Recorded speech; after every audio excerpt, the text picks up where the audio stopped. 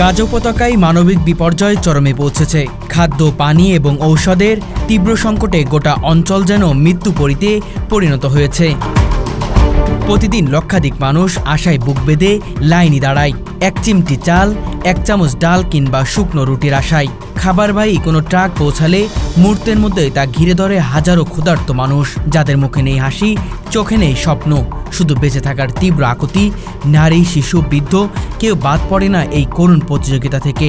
খাবার ছিনিয়ে নিতে গিয়ে পদদলিত হয়ে মারা গেছে অনেকেই। সম্প্রতি খান ইউনুস শহরের এক অস্থায়ী ক্যাম্পে জাতিসংঘের সাহায্য পৌঁছালে ছিন্নমূল মানুষেরা হুবড়ে খেয়ে পড়ে। দেখা যায় একজন মায়ের কোলে শিশুর মৃত্যুবরণ করছে খাবারের ভিড়ে দম বন্ধ হয়ে। এমন হৃদয় বিদারক দৃশ্য যেন ক্রমেই নিয়মিত চিত্র হয়ে উঠেছে গাজার প্রতিটি অলিতে গলিতে।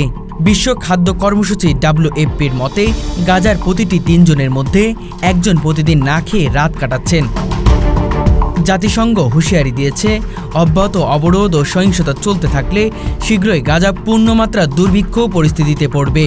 যুদ্ধবিধ্বস্ত গাজার একমাত্র ভরসা সীমিত কিছু আন্তর্জাতিক ত্রাণ, কিন্তু সেটাও রাফা ও কেরেম শামল সীমান্তে আটকা পড়েছে রাজনৈতিক জটিলতা ও নিরাপত্তা হুমকির কারণে। ইসরায়েলি অবরোধ, অবিরাম বিমান হামলা আর ধ্বংসস্তূপে পড়া মানুষের আর্তনাদ একসাথে মিলে গাজাকে পরিণত করেছে পৃথিবীর সবচেয়ে বিপন্ন জনপদে। মানবাধিকার সংস্থাগুলো বারবার আহ্বান জানালেও স্থায়ী যুদ্ধবিরতি ও পূর্ণ মানবিক করিডর এখনও অধরাই থেকে যাচ্ছে। আন্তর্জাতিক সম্প্রদায়ের নিষ্ক্রিয়তা এবং সামরিক অগ্রাধিকার যেন এই সংকটকে আরও গভীর করে তুলছে। এই পরিস্থিতিতে গাজার লক্ষ লক্ষ মানুষ আজ একটুখানি খাবারের আশায় জীবনকে ঝুঁকির মুখে ঠেলে দিচ্ছে। প্রতিটি মুহূর্তে যা শুধু একটি মানবিক ট্র্যাজেডি নয়, বরং গোটা সভ্যতার জন্য এক গভীর লজ্জা। একাধিক মানবাধিকার সংস্থা অভিযোগ করছে, গাজায় ত্রাণ বিতরণের সময় নারী ও কন্যা শিশুরা অপমানজনক পরিস্থিতির মুখে পড়েছেন। দীর্ঘ লাইনে ঘন্টার পর ঘন্টা দাঁড়িয়ে থাকার পরেও তারা অনেকেই খালি হাতে ফিরে আসছেন। আবার অনেকের ক্ষেত্রে ত্রাণ বিতরণের স্থলে সুশৃঙ্খল পরিবেশ না থাকায় হেনস্থার শিকার হচ্ছেন। জাতিসংঘের এক রিপোর্টে উল্লেখ করা হয়েছে, কিছু ত্রাণ বিতরণ কেন্দ্রে নিরাপত্তাহীন পরিবেশে নারীরা প্রবল অপমানের কাঁদতে কাঁদতে ফিরে যাচ্ছেন, যা সংকটে আরও গভীর সামাজিক ও মানসিক আকার দিচ্ছে।